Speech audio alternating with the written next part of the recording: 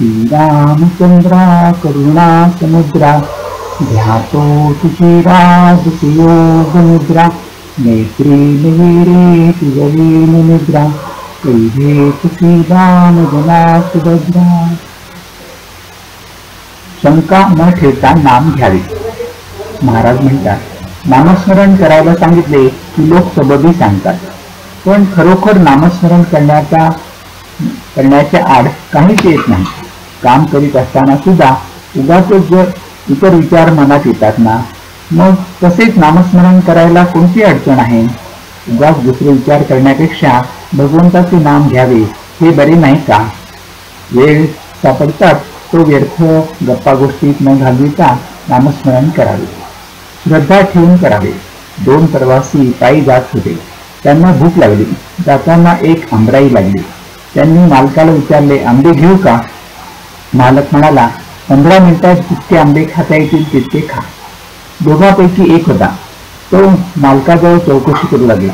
या शेताला पट्टी किती, मालक कोण वगैरे पुष्कळ विचारपूस करू लागला. दुसरा मात्र भराभर आंबे खाऊ लागला. इतक्यात 15 मिनिटे झाली. मालकाने सांगितले, वेळ संपली, आता तुम्ही जा. एकाचे पोट भरले, दुसरा मात्र उपाशीच राहिला. या गोष्टीवरून हे ध्यानात घ्यायचे की नुसते प्रश्न विचारण्यापेक्षा श्रद्धा ठेवून नाम घेऊ लागावे. नामाचा अर्थ आपल्याला जरी कळला नाही तरी तो भगवंताला कळतो. म्हणून नामाचे महत्व कळो वा न कळो नाम घेत राहावे. ध्रुवाने काय केले, नारद वचनांवर विश्वास ठेवून नामस्मरण प्रेमाने करू लागला. तो इतर विचारांच्या शंका कुशंकांच्या नादी लागलाच नाही.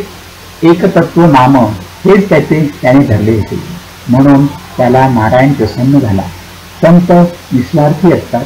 ते तळमळीने सांगतात, त्यावर आपण श्रद्धा ठेवावी आणि नाम घ्यायला सुरुवात करावी आणि अखंड नामातच राहावे. महाराज पुढे म्हणतात, नाम किती दिवस घेत राहावे. नाम सोडावेसे वाटत नाही तोपर्यंत ते घ्यावे. नामात रंगून जाईपर्यंत नाम घ्यावे. नामस्मरणात रंगला की नाम सुटणारच नाही. भगवंताचे नाम हेच श्रेष्ठ आहे. त्या नामात रंगेल तोच खरा. चरित्र विसरले तरी चालेल, पण नाम दिसले नाही. कारण नामात सर्व चरित्र साठवलेले आहे. ज्ञान, उपासना, कर्म वगैरे मार्ग आहेत, पण सर्वात नामस्मरण हे सोपे साधन आहे. एक मोठा किल्ला होता. तो अभेद्य होता. मुंगीलाही आत प्रवेश होणे अशक्य असा तट होता. पण त्याला एक मोठा दरवाजा होता. त्याला एक मोठे कुलूप होते. एकाला त्याची किल्ली मिळाली, मग प्रवेश सुलभ झाला. तसे नाम ही किल्ली आहे. परमार्थ कितीही कठीण असला तरी नामाने तो सुसाध्य होतो. नामावर प्रेम आणि श्रद्धा बसत नाही अशी तक्रार करतात. संत वचनांवर विश्वास ठेवून अखंड नाम घ्यावे, त्यानेच समाधान होईल. महाराज शेवटी म्हणतात, आपण रोज उठल्यानंतर भगवंताचे स्मरण करण्याचा नियम ठेवावा. स्नान वगैरे गोष्टी झाल्या तर कराव्यात, पण त्या वाचून अडून बसू नये. हरिओम तत्सत, हरिओम तत्सत, हरिओम तत्सत.